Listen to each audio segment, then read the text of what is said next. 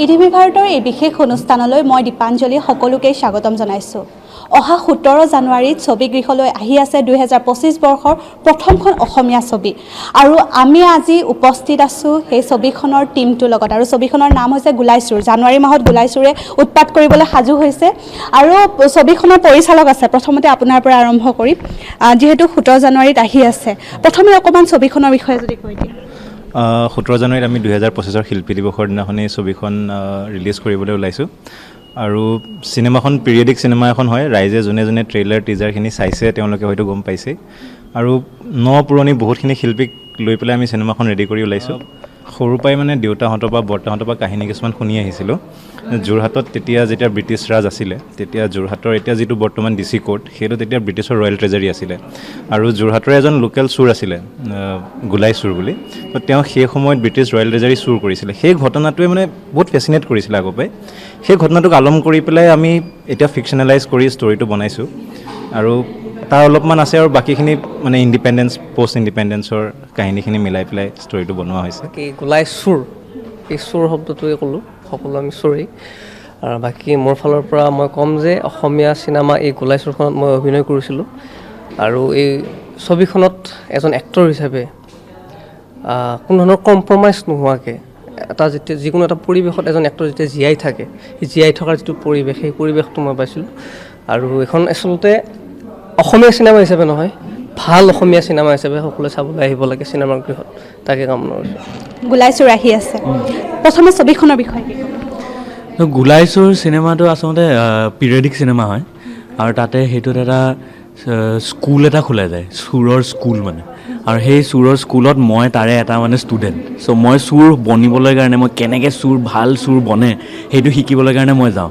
চ' এই গোটেই চিনেমাখন চুৰৰ ওপৰতে মেইনলি লৈ পিনে কৰা গৈছে আৰু তাতে ঢেৰ ধেমালি আছে, ফূৰ্তি আছে আৰু কেনেকৈ ইউনিক টেকনিকত কি আইডিয়া লগাই পিনে ভেলেকি দি পিনে চুৰ কৰে সেইবোৰ ইয়াতে দেখুওৱা গৈছে আৰু বহুত বঢ়িয়া কাম কৰিতো বঢ়িয়া লাগিছে। আৰু এইটো মই এনেই যিমানখিনি চাইছোঁ এতিয়ালৈকে সেইখিনি চায়ো বহুত বঢ়িয়া লাগিছে।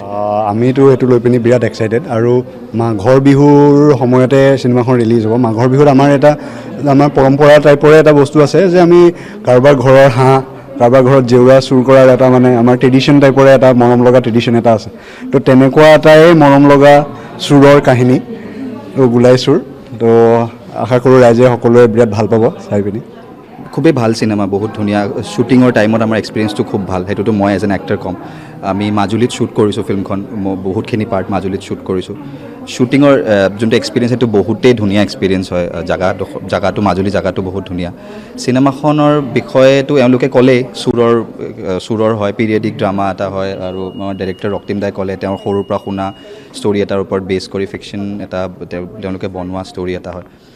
চুৰ কেইটামানৰ ষ্টৰি হয়, হাঁহি ধেমালি আছে, চুৰ আছে আৰু যেনেকৈ সপ্তৰিষিয়ে ক'লে সেই যোনটো আমাৰ পৰম্পৰা, জেউৰা চুৰ কৰা, হাঁহ চুৰ কৰা, সেনেকুৱা ধৰণৰ খেল ধেমালিৰ মাজৰ চিনেমা এখন আৰু অসমীয়া চিনেমা হিচাপে অলপ বেলেগ ধৰণৰ এটা ষ্টৰি আৰু অলপ বেলেগ ধৰণৰ এটা ফ'ক টেল টাইপৰ এটা এনেকুৱা সাধু কথাৰ নিচিনা ষ্টৰি এটা, সেইটো বুলি মই ক'ম। আৰু সেইটো আই থিংক ৰাইজে একচেপ্ট কৰিব ভাল পাব। মানে বেলেগ ধৰণৰ এটা সাধু কথাৰ নিচিনা যোনটো আমি সৰুৰ পৰা শুনি আহিছোঁ, বুঢ়ী আইৰ সাধু বা আমাৰ ককা আইতাই কোৱা সাধুৰ নিচিনা এটা ধুনীয়া ষ্টৰি এটা। চ' আই থিংক মানুহে ভাল পাব চাই। পোনপ্ৰথমতেতো ইংৰাজী নৱবৰ্ষৰ শুভেচ্ছা জনালোঁ সকলোকে। ৰাইজে খুবেই ভাল পাব আৰু ইতিমধ্যে ক্ৰিটিকেল কাপল হওক, অলংপাৰত হওক, ৰাইজে বহুতখিনি মৰম দেখুৱাইছে আমাৰ টিমটোলৈ আৰু সেই একেটা টিমেই এতিয়া গোলাই চুৰ লৈ আমি ৰাইজৰ মাজলৈ আহিছোঁ। আপোনালোকে চিনেমাখন চাই খুবেই ভাল পাব, সেইটো মোৰ বিশ্বাস আছে। গোলাই শব্দটো গোলাই আমি কলিকুৱেল টাৰ্মত যদি ক'বলৈ যাওঁ, গোলাই মানে তামাম, মজা, লেজেণ্ড তেনেকুৱা ধৰণে আৰু। তো মানে যিখিনি তামাম চুৰ সেইখিনিকে আমি গোলাই চুৰ বুলি মানে টাৰ্ম কৰি পেলাই চিনেমাখনৰ নামটো দিছোঁ। এনেই যদি জানে, মানে মই যেতিয়া কৈছিলোঁৱে যে যোৰহাটৰ যিজন লেজেণ্ডেৰী চুৰজনৰ তেওঁৰ নামটো গোলাই আছিলে, তাৰ পৰাই ডিৰাইভ হৈ পেলাই আহিলে নেকি নাজানো সবিশেষ, কিন্তু আমি কথাই প্ৰতি মানে সেই গোলাই শব্দটো, এই গোলাই এনেকুৱা তামাম, সেই তামামৰ কাৰণে আমি গোলাইটো ইউজ কৰিছোঁ। এজ এন আৰ্ট ডিৰেক্টৰ মোৰ ফাৰ্ষ্ট ফিচাৰ ফিল্ম হয় মোৰ কাৰণে, মোৰ ডেবিউ হয় ক'ব গ'লে। আৰু ইয়াত মোৰ আৰ্কিটেকচাৰেল বেকগ্ৰাউণ্ড, মোৰ প্ৰফেশ্যনেলি মোৰ আৰ্কিটেক্ট হয় এজন। তো সেইটো বহুত হেল্প হৈছে ইয়াত আপোনাৰ পৰ্ট্ৰে কৰা, প্ৰডাকশ্যনটো এক্সিকিউট কৰা, যেনেকৈ আমি আগৰ দিনৰ লেম্পবোৰ আজিকালি নেপাওঁ। আৰু আগৰ দিনত সেই ইলেক্ট্ৰিকেল প'লছবোৰ নাছিলে সেইটোৰ সময়ত স্বাধীনতাৰ আগত অসমত চ' সেইবোৰ আমি ৰেকি কৰিছোঁ ৰেকি কৰা হৈছে ৰেকি কৰাৰ পাছত আমি somehow we tried to hide and camouflage those aspects and it was a task but গোটেই ক্ৰু মেম্বাৰৰ ছাপৰ্ট আছিলে চ' that's how we আপুনি চিনেমাখন চালে গম পাব আপোনালোকৰ প্ৰচাৰৰ ক্ষেত্ৰত কেনেকুৱা প্ৰচাৰৰ ক্ষেত্ৰত মানে আমি চিনেমা মানে আমাৰ শক্তিখিনি যিমানখিনি আছিলে গোটেইখিনি শক্তি আমি মানে গোটেইখিনি ঢালি দিয়া হ'ল চিনেমাখন বনোৱাৰ ক্ষেত্ৰতে তো এতিয়া আমাৰ যিখিনি হৈছে যে প্ৰচাৰৰ ক্ষেত্ৰত আমি অকণমান ৰাইজৰ সহায় সহযোগিতা আপোনালোকৰ মৰম বিচাৰিম আপোনালোকে যদি ট্ৰেইলাৰটো বা গানটো আমাৰ যিকোনো ধৰণৰ বস্তুখিনি ভাল পাইছে তেনেহ'লে আমি আপোনালোকক আগবাঢ়ি আহিবলৈ অনুৰোধ জনাম যে আপোনালোকেও আপোনাৰ বন্ধুবৰ্গক আপোনাৰ ওচৰতে থকা মা দেউতা বাই ভনী যোনেই হওক মাহী পেহী যাক আজিলৈকে হয়তো বহুত দিন আপুনি ফোন কৰা নাই তেখেতক ফোন কৰি কওক যে এখন সাংঘাতিক চিনেমাখন আহি আছে আপুনি গোলাই আৰু যদিহে আপুনি কথাটো দিয়ে বিলাই তেনেহ'লে মইনা তুমি গোলাই বহুত এগাল সৰু সৰু সৰু সৰু সৰু সৰু বস্তু এনেকৈ মানে গৈ থাকে আৰু এটা বল এটা পাই যায় মানে আৰু সেই বলত সোমাই যোৱাৰ পিছত 9 মাহ ৰখি যোৱাৰ পাছতে সি মানে জন্ম হৈ ওলাই আহে মানে আৰু তেতিয়া মানে সেই কোটিটাৰ মাজত যিহেতু এটা ওলায়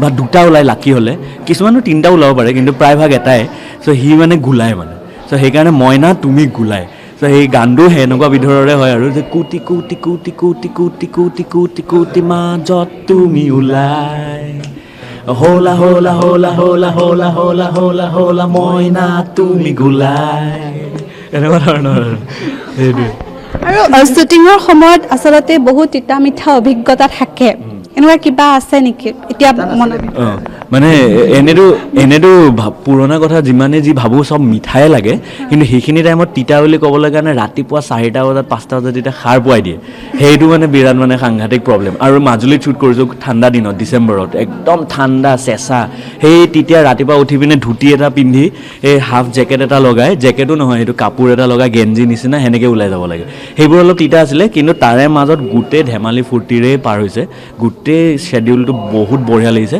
আৰু এতিয়া মনত পৰিলে পুৰণা কথাটো মনত পৰিলে এতিয়া সেইটো কিন্তু তিতা নালাগে সেইটো ফূৰ্তিয়ে লাগে ৰাতিপুৱা উঠি পিনে কাম কৰাটো এতিয়া যেনেকৈ বনিয়ে ক'লে যে ৰাতিপুৱা উঠি যোৱাটো তিতা আছিলে আমাৰ প্ৰডাকশ্যন যিকেইজনে চাই আছিলে তেওঁলোকৰ কাৰণে তিতা আছিলে বনি দেউৰীক ৰাতিপুৱা বিচাৰি পোৱাটো এলটেড ৰুমটোত কেতিয়াও বনি নাথাকে বনি কেতিয়াবা বন্দীপৰ ৰুমত থাকে যদি কেতিয়াবা বেলেগৰ ৰুমত থাকে তেওঁলোকৰ কাৰণে তিতা আছিলে যদি বনিৰ চিডিউল থাকে ৰাতিপুৱা বনি কাৰ ৰুমত ওলাব এটা চলি থাকে সেইখিনিয়ে তাৰমানে ইমান তিতা দিছোঁ মই ইমান তিতা আজি মিঠাই খুৱাই দিম এইবোৰ আচলতে থাকে এইবোৰ নাথাকিলে কেনেকৈ হ'ব ছবি এখন আৰু যিহেতু এতিয়া কম বাজেটৰ এখন ছবি বনোৱা বহুত ডাঙৰ কথা হৈ আহিছে আৰু বহুকেইখন ছবি মুক্তি পাইছে মই অকণমান আগতে কৈছোঁ যে 2024 বৰ্ষত 26খনকৈ অসমীয়া ছবি মুক্তি লাভ কৰিছে কিন্তু তাৰে ভিতৰত যদি আমি সফলতাৰ মুখ দেখাৰ ছবি কওঁ বিদুৰ ভাই আৰু লোকেল গম্ভু 3 এতিয়া আপোনালোকে কিমান আশাবাদী চাওক আমি বহুত আশাবাদী আমি 2022ত চিনেমাখন আৰম্ভ কৰিছিলোঁ শ্বুটিং শেষ হ'ল অলপমান ফাণ্ডছৰ অভাৱৰ কাৰণে আমাৰ চিনেমাখন ৰখি গ'ল তাৰপিছত ষ্টেট ফাইনেন্স সীমান্ত শেখৰ দাহঁতে আহি আমাক ফাইনেন্স কৰিলে আৰু আজি 17 জানুৱাৰীত আমি ৰিলিজ দিবলৈ গৈ আছোঁ যথেষ্ট আশাবাদী কাৰণ আমি বিশ্বাস কৰোঁ যে এনেকুৱা ধৰণৰ এটা কাহিনী আগতে অসমীয়া চিনেমাত হোৱা নাই আৰু অকল অসমীয়া ভাষাটোক লৈ পেলাই নহয় কাহিনীটোত অসমীয়া এছেঞ্চটো আছে অসমীয়া কালচাৰটো আছে আৰু পিৰিয়ডিক চিনেমা আৰু নেক্সট মানে চবতকৈ ইম্পৰ্টেণ্ট কথাটো এইটো যে এই চিনেমাখন পৰিয়ালৰ সকলোৱে মিলি একেলগে চাব পৰা এখন হাস্যমধুৰ চিনেমা তো ভাবোঁ যে প্ৰতিজন অসমীয়াৰ ওচৰতে চিনেমাখনৰ নিউজটো গৈ পাওক আৰু মই ভাবোঁ ট্ৰেইলাৰটো চাই পেলাই যিসকল মানুহে মানে ভাল পাইছে তেওঁলোকে লগৰ সেই যেনেকৈ সপ্তৰ্ষিয়ে ক'লে ওচৰ চুবুৰীয়া বন্ধু বান্ধৱ সকলোকে কৈ পেলাই চিনেমাখন চাওকহি আমাৰ সেয়ে আশা যে অসমৰ যিমান পাৰোঁ মানে যিমান মানুহৰ ওচৰতে গৈ পায় চিনেমাখন সেয়াই আৰু আশাবাদী আমি মানুহে ভাল পাব আৰু এতিয়াৰ সময়খিনিত মানে আমি আইতাক বহুতে আমি মিছ কৰোঁ আইতাৰ মানে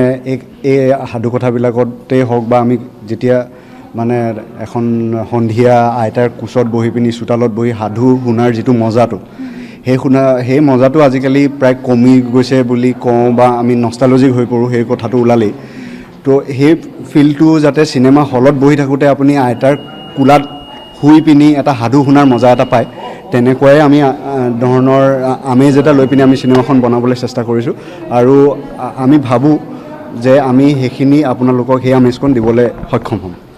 শেষত দৰ্শকক উদ্দেশ্যে কি ক'ব? দৰ্শকক কি ক'ম, আমাৰ চিনেমাখনক ছাপোৰ্ট কৰক। আমাৰখনক বুলি নহয়, যিমানখন অসমীয়া চিনেমা এই বছৰত আহি আছে বা আগলৈ আহি আছে গোটেইখিনিক ছাপোৰ্ট কৰক। আমাৰ কিছু ঠাইত, অসমৰ কিছু ঠাইত চিনেমা হল নাই, সেইটো মই এটা মেছেজো দিব, মানে ৰিকুৱেষ্ট এটা কৰিব বিচাৰোঁ গভমেণ্টক, যে লোৱাৰ আছামতো কিছুমান জেগাত হল নাই, আপাৰ আছামতো কিছুমান জেগাত হল নাই। হল কিছুমান যদি নতুনকৈ বনায়, গভমেণ্টে যদি ছাপোৰ্ট কৰে, তেতিয়া ইণ্ডাষ্ট্ৰিটো আৰু ভালকৈ গঢ়িব। দৰ্শকক মই সেইটোৱে ৰিকুৱেষ্ট কৰিম যে চিনেমাখন চাওক, ভাল ভাল চিনেমা আহি আছে, চিনেমাখন চাওক, চবকে শ্বেয়াৰ কৰক। দৰ্শকে, মানুহৰ হেৰিটো, শক্তিটো বহুত ডাঙৰ শক্তি হয়। তো ৰাইজে নখ জোকাৰিলে নৈ বয় বুলি কথা এষাৰ আছে। তো মই সেয়াই ক'ম আৰু দৰ্শকক, যে চিনেমাখন চাওক, আমাক চবকে মৰম দিয়ক, গোটেইকেইটা চুৰক, যদিও আমি চুৰ হয় তথাপিও আমাক মৰম দিয়ক। আৰু বহুত কষ্ট আছে চিনেমাখনৰ পাছত, আৰু বহুত ষ্ট্ৰাগলছ আছে। যেনেকৈ আমাৰ ডিৰেক্টৰে ক'লে যে এটা পইণ্টত ফাণ্ডছৰ কমি যোৱাৰ কাৰণে এখেতসকলৰ ওচৰত আহিবলগীয়া হ'ল, তেনেকুৱা ধৰণৰ বহুত আৰু ষ্ট্ৰাগলছ আছে। চ' সেইখিনি পাৰ কৰি আজি 17 জানুৱাৰীত ৰিলিজ হ'ব। চ' গতিকে দৰ্শকক মই এইটোৱে ৰিকুৱেষ্ট কৰিম যে চিনেমাখন চাওক, ভালকৈ মৰম দিয়ক, এজনে চাই আৰু আনজনক শ্বেয়াৰ কৰক। সেয়াই আৰু যে 17 জানুৱাৰীত ছবিগৃহলৈ আহি আছে গোলাই চোৰ। আপোনালোকে আপোনালোকৰ ওচৰত থকা ছবিগৃহলৈ আহক আৰু ছবিখন উপভোগ কৰক। ধন্যবাদ।